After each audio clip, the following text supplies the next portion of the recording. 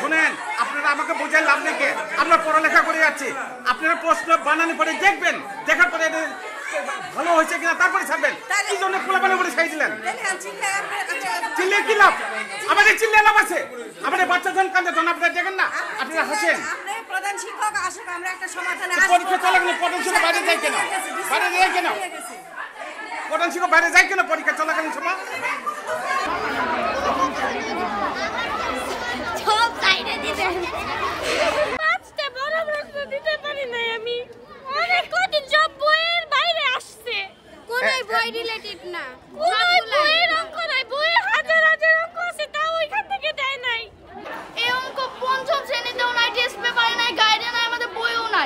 এখন বলতেছে যে এটা যদি আমরা পাই তাহলে আমরা আবার পরীক্ষা দিব। আমরা পরীক্ষা আবার দিব না, এটা তাদের দোষ, এটা আমাদের দোষ না। আর অর্ধবার্ষিক পরীক্ষায় একটা অঙ্ক ছিল ম্যারাথন, ওই অঙ্কও দিছে।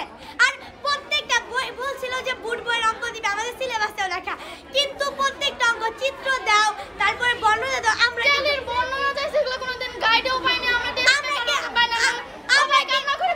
আমরা অনেকগুলো ভুল দিছে, একটাও সলিউশন করা যায় না। ঠিক মতো একটাও সলিউশন করা যায় না।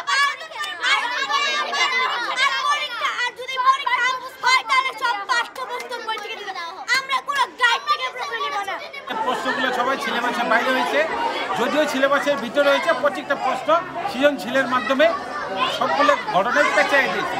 এটা ছাত্রীরা বুঝতে না পেরে সবাই কান্নাকাটি করতেছে।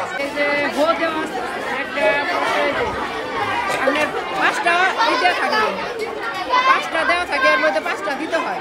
এর মধ্যে হো হবে, হো এখানে হবে, মানে এখানে হো হবে না, কিন্তু হো দিয়ে দেখছে দুইবার হাও হবে এখানে, কিন্তু এখানে মেয়েরা হো দিয়েছে দুইটা প্রশ্ন কি হয়ে যাতে ভুল হয়েছে, কিন্তু এক নাম্বার এটা কারেকশন করে দেওয়া হয়েছে, 2 আর 3 কারেকশন করে দেওয়া হয়নি।